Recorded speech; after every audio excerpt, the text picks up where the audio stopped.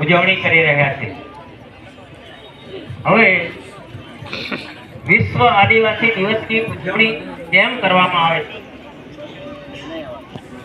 એના માટે દુનિયાના લગભગ 171 દેશોના પ્રતિનિધિઓ બ્રાઝીલ દેશમાં રિયોન્જરા નામના શહેરમાં 1992માં એક સંમેલન ભરવામાં આવ્યું અને ત્યાં જે દુનિયાના બુદ્ધિજીવીઓ, અર્થશાસ્ત્રીઓ, વૈજ્ઞાનિકો અને આ લોકો એવું નિર્ણય લેવામાં આવ્યો કે આપણે 9મી ઓગસ્ટના દિવસે આદિવાસીઓના હક અને અધિકારો માટે આ દિવસની પૂરા વિશ્વમાં આટલા બધા જ્યાં જ્યાં આદિવાસીઓ રહેતા હોય એમને એવા હક્કો આપવામાં આવેલા છે કે હક્કોના રક્ષણ માટે, અધિકારો માટે આ દિવસ આપણને ફાળવવામાં આવ્યો છે। આદિવાસીઓ માટે 9મી ઓગસ્ટ એટલે આપણે બીજા કોઈ પણ તહેવારો કરતા સૌથી મહત્વનો આ દિવસ છે।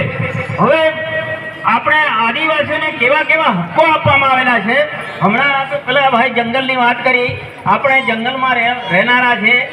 આ વસ્તુ જેટલું જંગલ દેખાય છે એ અનુસૂચિત વિસ્તાર એવું ગણાય છે। અનુસૂચિત વિસ્તાર 5 અને 6, તો આ વિસ્તારમાં કોઈનું રાજ નથી, કોઈનું શાસન નથી, આપણે જ આ જંગલોના રાજા છે, આપણે એના માલિક છે, આમાં કોઈ સરકારની હસ્તક્ષેપ નથી। એટલા આ કોઈ કહેવા આવે કે સરકારની જમીન છે, સરકારની તસુભાર જમીન નથી, ગ્રામ પંચાયતની જમીન છે, આદિવાસીઓની જમીન છે।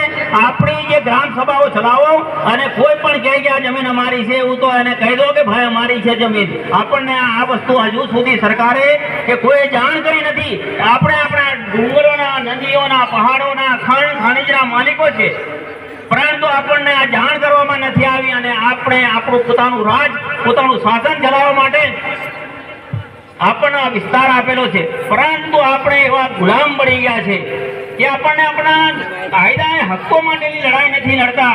આપણે ફક્ત નાચ ગાનમાં બહુ જ પાવરદાર છે, પણ એ જ લોકો નાચ ગાન સાથે, મેં તો ખુલ્લે આમ કહું છું, જે દિવસે આપણા વાજિંત્રો, આપણા હથિયારો, આપણી તાકાતો લઈને આપણે સડકો પર નહીં નીકળીશું ત્યાં સુધી આપણને હક્કો કોઈ આપશે નહીં। ભલે આપણે કોઈને હિંસા ના કરીએ કે પણ આપણે ખાલી આપણી તાકાત, આપણું સંગઠન બતાવવું પડશે, કારણ કે કોઈ પણ પ્રજાને જ્યારે આગળ વધવું હશે તો હમણાં પેલા ભાઈ શિક્ષણની વાત કરી, જ્યાં સુધી તમે ભણશો નહીં અને દુનિયાને કાનૂન, કાયદા આ બધી વસ્તુને સમજશો નહીં ત્યાં સુધી આપણામાં તાકાત પણ પેદા નહીં થશે અને આપણે સંગઠિત પણ નહીં થઈ શકીશું। કારણ કે હમણાં જે કોમ્યુનિકેશન સાધનો છે એ દરેકના હાથમાં છે। મોબાઈલ એટલું બધું પાવરફુલ વસ્તુ છે, પરંતુ એનો ઉપયોગ આપણે પોઝિટિવ, સકારાત્મક અને એકબીજાની નજીક આવવા માટે એનો કરવો જોઈએ। એનાથી ઘણા ફાયદો છે, પણ સાથે સાથે એનો દુરુપયોગ પણ એટલો છે અને એક મર્યાદા છે, એ મર્યાદાને પણ આપણે પાળવી પડશે। આ જે નવી પેઢી તૈયાર થઈ રહી છે, શિક્ષિત પણ છે, સંગઠિત પણ છે અને જે આપણા હક અને કાયદા માટે લડશું તો જ આપણે આ બધું રહેશે। અમે મૂળ હું ખેડવા છું અને બેંક મેનેજર તરીકે રિટાયર થયો છું અને છેલ્લા 10 વર્ષથી મેં ગઈ વખતે પણ મોગરા આવ્યો હતો। અમે ગમે ત્યાં આવીએ છીએ, તમને મળીએ છીએ। આજે તમે આટલા બધા સંખ્યામાં આવે છે જોઈને મને આનંદ થાય છે, પરંતુ આપણા હક્કો માટેની આપણી લડાઈ, નવા નવા શિક્ષિત યુવાનો પણ તૈયાર થઈ ગયા છે।